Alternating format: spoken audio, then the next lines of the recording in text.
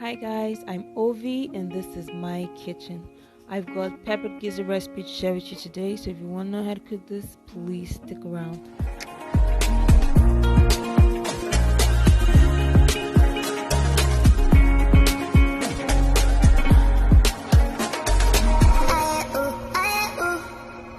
Welcome back to another exciting video from me and my kitchen, straight to your kitchen.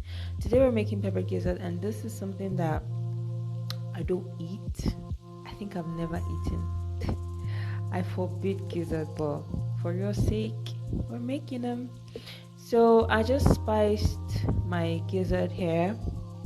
I did everything in one bowl and I transferred to a pot.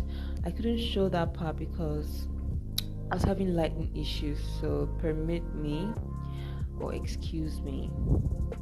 Guys, so these are just my spices. Remember, you get the proportions of each ingredient at the end of the video, and you can also check for that in my description box. Yep, finished spicing some water.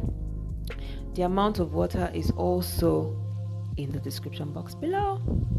Your number one food plug. So I just cooked this until it was tender. I had people around to taste, so I did not taste.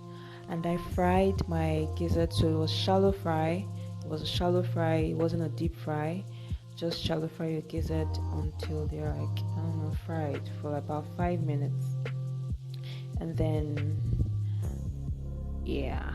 they become like darker and fried and more crunchy and all that. So I just put my onions and pepper puree, stirred for a bit and allowed that to really simmer down. Then I also spiced this part again. So this is where people get it wrong sometimes. I like to spice the end again and just let it simmer for a couple of minutes. This really gives that whole suya vibe to it. So this is just the last bit of the pepper puree, and I like to add this right before turning off my heat to get that red, beautiful gizzard. Oh my god, I don't eat this, but it looks good. Thank you so much for watching my video. Please subscribe and like as usual. I'll see you guys in my next one. Bye, and I love you guys.